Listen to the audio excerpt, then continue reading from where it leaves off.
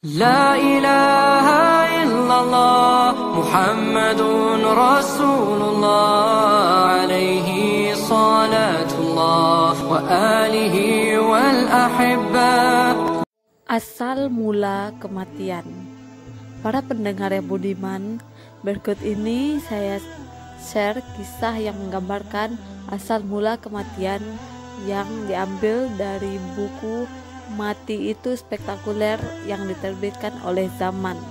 Semoga dapat menjadi renungan kita semua. Hasan mengatakan bahwa ketika Tuhan menciptakan Adam, dengan rendah hati para malaikat menunjukkan pada Tuhan bahwa anak cucu Adam tidak akan tertampung di bumi. Tuhan mengatakan bahwa Dia akan menurunkan kematian kepada semua makhluk.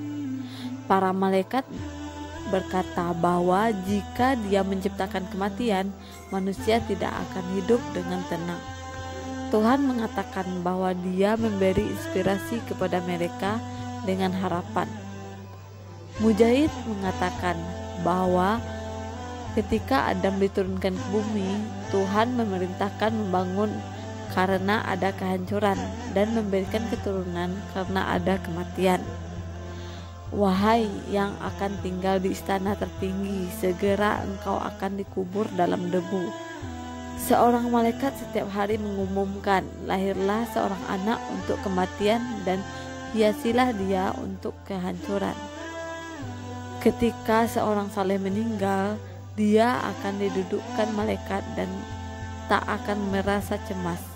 Pertanyaan yang berkaitan dengan Islam lalu diajukan kepadanya. Setelah itu dia ditanya tentang nabinya.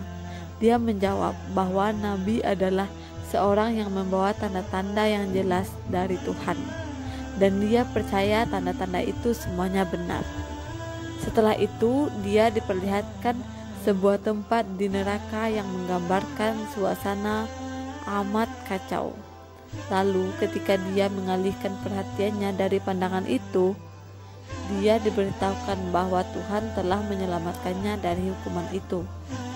Kemudian ditunjukkan kepadanya sebuah tempat di surga, tempat yang dihiasi yang sangat mewah dan bagus sekali, di mana dia mendapat pemandangan yang menyenangkan, dan diberitahukan bahwa dia akan diberi tempat di situ jika dibangkitkan di hari kiamat kelak. Karena selama hidupnya di dunia dia percaya kepada hari akhir. Ketika seseorang yang jahat mati, dia didudukkan di kubur, tetapi diliputi rasa cemas dan takut. Pertanyaan yang sama juga ditanyakan kepadanya.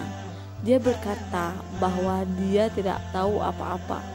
Dia dulu hanya terbiasa mengulang-ulang apa yang didengar dari orang-orang. Berikutnya gerbang surga dibuka. Setelah diperlihatkan hiasan dan keindahannya dan semua kekayaan yang terkandung di dalamnya, dia diberitahu itulah bakal tempat tinggalnya. Kemudian pemandangan neraka diperlihatkan kepadanya.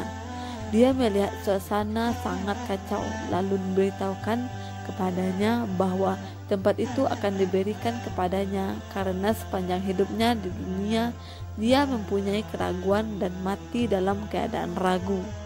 Abu Qatadah mengatakan bahwa suatu hari ada prosesi penguburan yang kebetulan melewati Nabi Muhammad SAW. Ketika beliau melihatnya, beliau teringat bahwa manusia hanya punya dua pilihan, yakni merasa senang ketika mati atau orang lain senang atas kematiannya. Beliau menjelaskan bahwa setelah mati, orang yang beriman merasa senang karena telah dibebaskan dari kesulitannya dan akan bertemu Allah. Inilah alasan seseorang merasa senang. Sedang kematian seorang pendosa akan membuat orang-orang senang yang tinggal di kota dan di desa, pohon-pohon dan binatang-binatang, karena dengan kematiannya dunia terbebas dari ulah jahatnya. Bin Umar mengatakan bahwa suatu hari Nabi memegang bahunya dan menasihatinya untuk hidup di dunia seperti pelancong.